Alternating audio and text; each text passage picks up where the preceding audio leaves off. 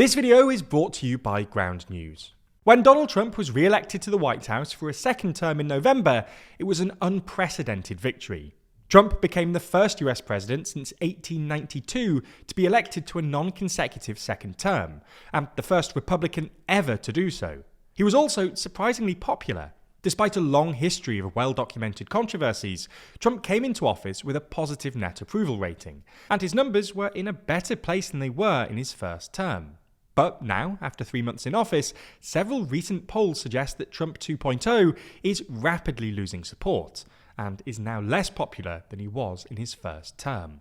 So, in this video, we'll dive into the latest survey data, look at Trump's polling on the economy specifically, and try to explain why Trump 2.0 is even more unpopular than Trump 1.0.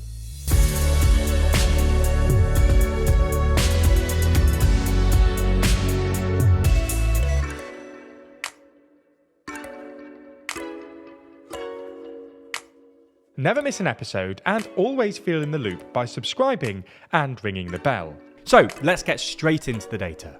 When he came into office, Trump's approval numbers were actually pretty good. He had a net positive approval rating, that is, more Americans approved of him than disapproved, and he was more popular than he'd been in his first term. His approval ratings tended slowly downwards over the first few months of his presidency, but this is pretty common. Presidential approval ratings often fall after the so-called honeymoon period, and the decline wasn't too dramatic. However, a slew of polls have been published in the past couple of days suggesting that Trump's approval ratings are now plummeting. The most recent YouGov poll, for instance, showed that while 41% of Americans approve of Trump's presidency, a majority of 54% now disapprove, implying a net approval rating of -13, with especially bad numbers with young voters. Pew polling released on Wednesday was even more damning, giving Trump a net approval rating of -19. Even the most recent Fox News poll puts Trump at -11, down 9 points on last month, the worst of any president at this point in their term. Trump's polling gets even worse when you look at the economy specifically. Trump 2.0 is polling significantly worse than Trump 1.0 on the economy, with Trump's net economic approval having hit its lowest point ever.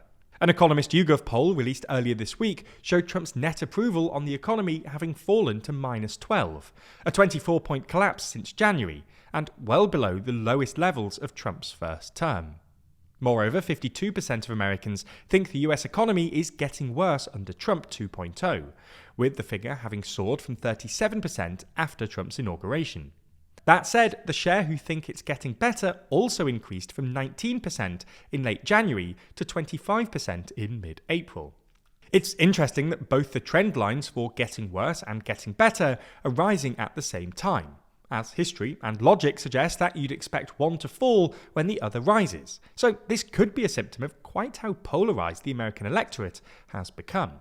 For context, as the FT's data journalist John Byrne-Murdoch has highlighted, Americans are becoming more divided on the economy, with Republican voters generally thinking it's doing well when their party's in office, and vice versa. The US is unlike other countries here, as in Western Europe, for instance, there tends to be a consensus on the economy's performance, even between voters of different parties. Nonetheless, consumer confidence in the US economy now is also lower than at any point during Trump's first term, with even Republicans less optimistic about the economy under Trump 2.0 than at any point during Trump's first term, apart from his election loss in December 2020. This is in large part because Trump's policies this time around, namely his global tariffs and sweeping cuts to federal spending, have been far more disruptive than people expected. For example, despite Trump's emphasis during the campaign on inflation and egg prices, Trump's tariffs look likely to increase prices in the short term, assuming he actually keeps them in place, and the inflationary risks could be exacerbated yet further if Trump somehow forces the Federal Reserve to cut interest rates. At the same time, Trump's tariffs and the damage they've done to business and consumer confidence have led the IMF to predict a significant slowdown for the US economy in its report this week, giving it a 40% chance of recession, and cutting its growth forecast from 2.7% to 1.8%, the biggest downgrade for any advanced economy. Trump's tariffs and the uncertainty surrounding them have also tanked the stock market, with the S&P 500 down about 10% from its January peak. Unsurprisingly, this prospective combination of weak growth and high inflation isn't popular with voters. Polls suggest more Americans, 48%, think Trump's tariffs are overall harmful to the US economy, than the share, 38%, who think they're overall helpful. Again, though, the party divergence is astounding. 86% of Democrats, compared to 14% of Republicans, think Trump's tariffs will harm the US economy in the long term, while 74% of Republicans, compared to just 9% of Democrats, think tariffs will help the economy.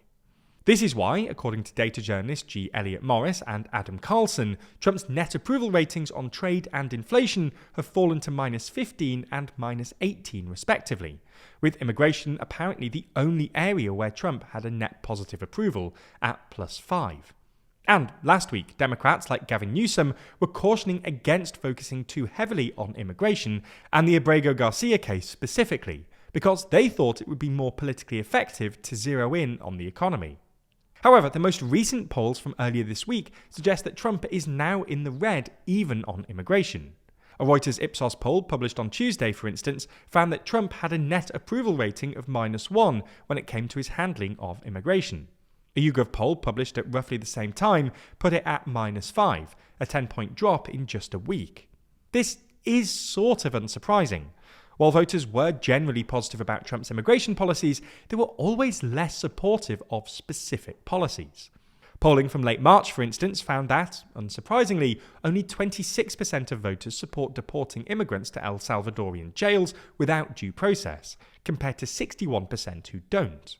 There are echoes of Trump's first term here, when his hardline position on immigration backfired electorally once the media started focusing specifically on his family separation policy, which was generally unpopular.